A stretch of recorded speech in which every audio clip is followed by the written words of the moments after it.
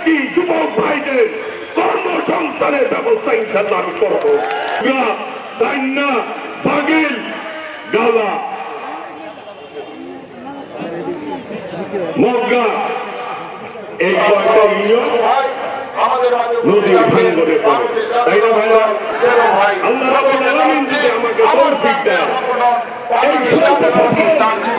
এই নদী ভাঙ্গনের জন্য আমি বেড়িবাঁধ নির্মাণের ব্যবস্থা করবো ইনশাআল্লাহ। আর এই চর এলাকায় বিগত দিনে তারা সন্ত্রাস লালন করেছে। আল্লাহ রাব্বুল আলামিন যদি আমাকে তৌফিক দেয়, এই এলাকায় কোনো সন্ত্রাস রাখবো না, আমি কোনো চাঁদাবাজ রাখবো না, সকলকে নিয়ে নিরাপদ টাঙ্গাইল গড়ে তুলব। এই চর এলাকার নেতা ছিলেন মেজর জেনারেল মাহমুদুল হাসান, পাশেই তার বাড়ি। আমি তার এলাকার মসজিদের উন্নয়নের মধ্য দিয়ে আমি চরের উন্নয়নের কাজ শুরু করেছি। আল্লাহ রাব্বুল আলামিন আমাদের সহায়ক হবে ইনশাআল্লাহ।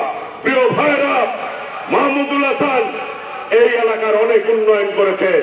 তার যে সমস্ত অসমাপ্ত কাজ আছে, আমি সর্বপ্রথম সেইগুলি সমাপ্ত করবো ইনশাআল্লাহ। প্রিয় ভাইরা, আমাদের নেত্রী দেশনেত্রী বেগম খালেদা জিয়া অসুস্থ অবস্থায় রয়েছে। দীর্ঘ আন্দোলন সংগ্রামের নেতৃত্ব দিয়ে গণতন্ত্র প্রতিষ্ঠা করেছে আমাদের নেতা। সেই নেত্রী আজকে অসুস্থ। যারা যে অবস্থায় আপনারা 5 ওয়াক্ত নামাজ পড়েন, প্রত্যেক নামাজে আপনারা আপনাদের নেত্রীর জন্য দোয়া করবেন, যাতে করে দ্রুত সুস্থ হয়ে আবার দেশের নেতৃত্ব দিতে পারে। সেই তৌফিক যাতে আল্লাহ রাব্বুল আলামিন আমাদের নেত্রীকে দেয়, সেই জন্য সকলের কাছে আমি দোয়া প্রার্থনা করছি। আর বলতে চাই, বাংলাদেশের আগামী দিনের রাষ্ট্রনায়ক ইনশাআল্লাহ জনগণের ভোটে প্রধানমন্ত্রীর দায়িত্ব গ্রহণ করবেন। দেশ নায়ক তারেক রহমানের জন্য দোয়া করবেন, আল্লাহ রাব্বুল আলামিন যাতে তাকে দ্রুত দেশে এসে দেশের নেতৃত্ব দেওয়ার তৌফিক দান করেন। প্রিয় ভাইরা, আমি বলতে চাই, এই টাঙ্গাইলে উন্নয়নের ক্ষেত্রে আল্লাহ যদি আমাকে তৌফিক দেয়, সর্বোচ্চ উন্নয়ন করব, যাতে করে আশপাশের মানুষ মনে করে টাঙ্গাইল হচ্ছে উন্নয়নের টাঙ্গাইল, উন্নয়নের মডেল টাউন। সেইভাবেই আমি কাজ করব।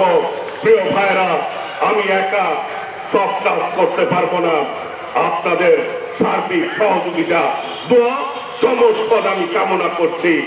আপনাদের দোয়া সমর্থন পেলে ইনশাআল্লাহ আমি এই এলাকার প্রত্যেকটি যুবক ভাইদের কর্মসংস্থানের ব্যবস্থা ইনশাআল্লাহ আমি করব, যাতে করে টাঙ্গাইলে কোনো বেকারত্ব না থাকে, যাতে করে টাঙ্গাইলের ছেলেরা কোনোভাবে অন্যায়ের দিকে ধাবিত না হয়।